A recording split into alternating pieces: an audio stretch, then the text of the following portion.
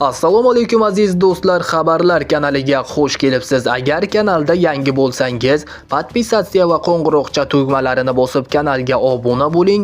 Videolarimiz keng tarqalishi uchun video ostida bir dona like tugmasini bosishni unutmang. Bugungi dasturimizda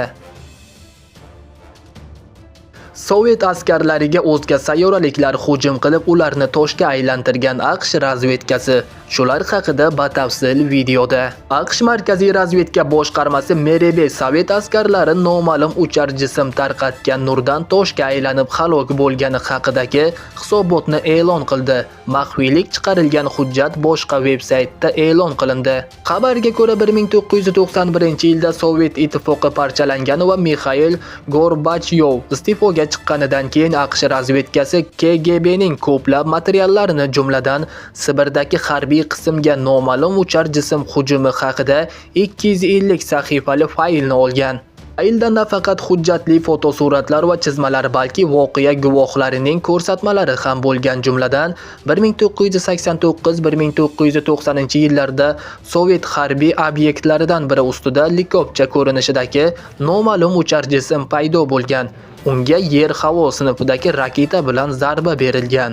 Shundan so'ng obyekt yerga qulab tushgan. Undan go'yoki katta boshli va katta qora ko'zli 5 ta kichik gumanoid chiqqan. Omon qolgan ikki askarning guvohlik berishicha kelgindilar bir-biriga yaqinlashib oval shaklidagi bir jismga aylangan va hushtak chalib yorqin oq nur tarata boshlagan. Bir necha soniyadan so'ng u yanada yorqinlashgan va yonib ketgan. Shu payt voqeani kuzatib turgan 23 nafar askar tosh ustunga aylanib qolgan.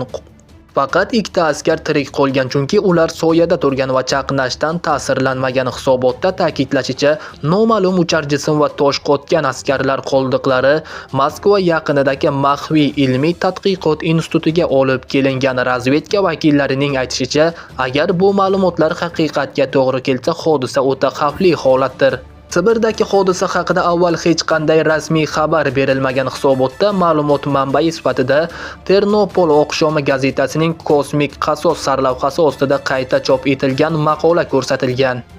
Sizlarga yetkazmoqchi bo'lgan ma'lumotlarimiz shulardan iborat edi. Xayr, salomat bo'ling.